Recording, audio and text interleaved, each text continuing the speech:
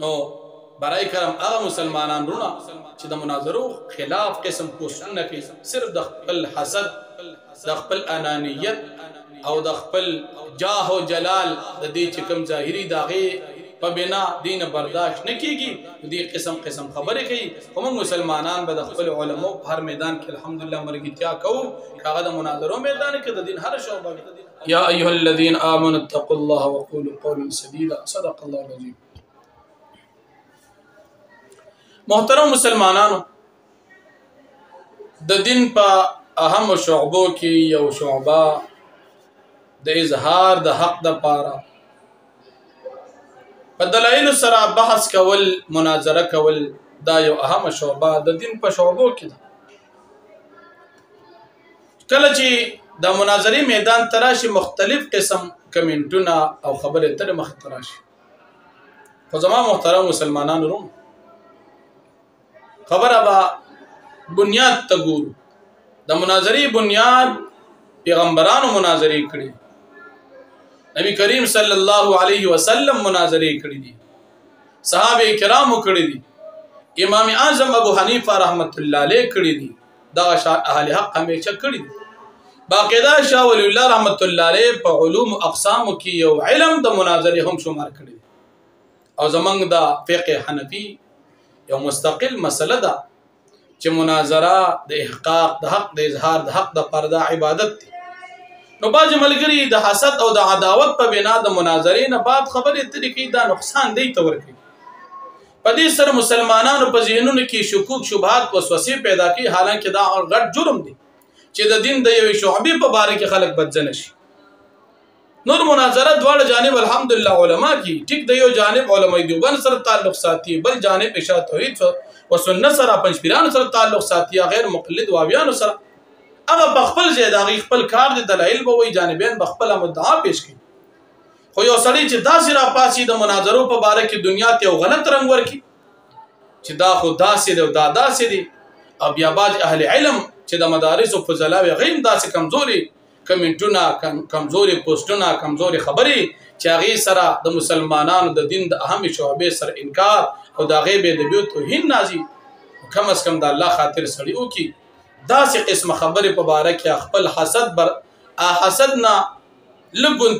گزارو کې هغې سره برداشت وکړي، خپل حسد کنټرول کړي. د حاسدین همیشه دپاره وي. اوسو نابل پرون چې استاد محترم او مفتی فدا محمد ربانی صاحب کوم مناظره کړې، ښه مزیداره مناظره دواړه جانبو کړې ده.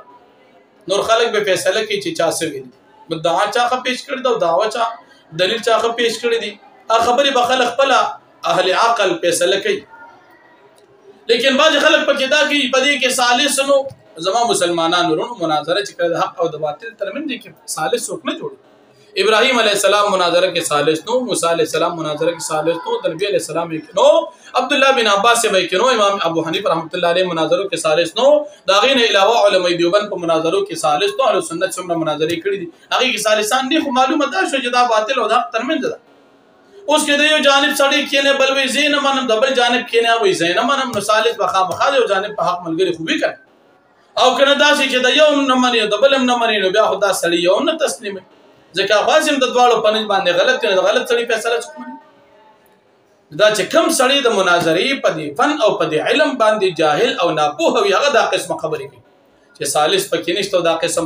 ګډې وډې خبرې کوي. په دې سره مسلمانانو ذهنونو کې ګډوډي پیدا کی. او بل دا مناظره چې دا په دې سره الحمدلله هغه اتمام حجت راشي، دلیل پیش یو سړی وي چې مثال تا ماته مدعا ستاسو عقیده دار دلیل د سره شته، نو په هغې سړی دلیل پیش کړي، اتمام حجت وشي. نو بیا بعضې ملګري پکې دا وایي چې کوم جانب ورسره تسلیم شو چې توبې وویستله، دا د دې ناپوهۍ او جهالت دی. تسلیمېدل ابراهیم علیه السلام سره نمرود نو کړي، نو موږ سره به څوک کړي؟ موسی علیه السلام سره فرعون نو کړي، نو موږ سره به څوک کړي؟ نبي علیه السلام سره نجران عیسیانو نو کړي، موږ سره به څوک کړي؟ امام ابو حنیفه رحمت الله علیه سره دهریان نو کړي، موږ سره به څوک کړي؟ اهل سنت والجماعه علماء دیوبند څومره کابر څومره اسلاف د دین تر شیخ چا سره تسلیمېدل شوي؟ تسلیمېدل خو د دې لپاره مناظره څوک نه کوي چې دا مقابل جانب خامخا ورته راوړو چې بس موږ اتفاق وکړو موږ تاسو سره ملګري شو. که چې تشابه او نادر شي هغې ته اعتبار نشته. نو په مناظره کې اتمام حجت کېږي. کم خلک ناپوهه هغوی به دا قسمه خبرې کوي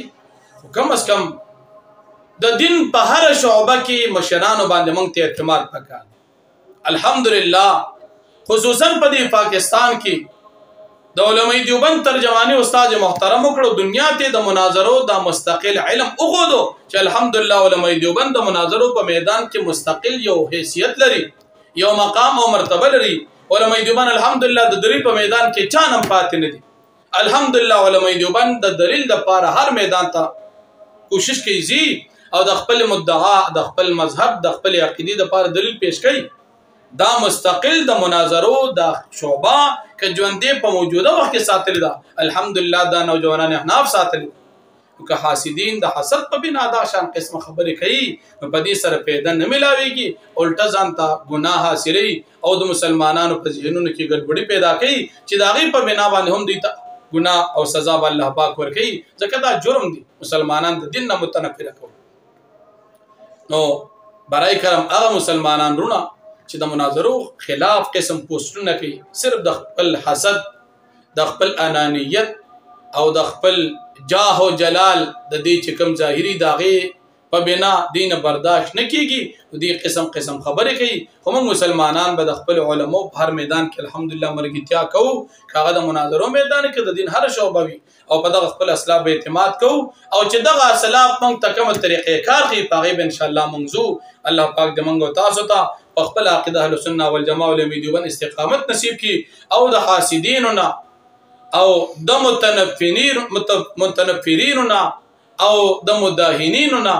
او د داسې قسم خلکو چې هغه زمونږ د دین په باره کې زمونږ د علماو زمونږ د استادانو او د دین د اهم شعبو په باره کې موږ بدجنه کوي الله پاک دې هغې نه موږ مسلمانان ټول وساتي واخر دعوانا ان الحمدلله رب العالمین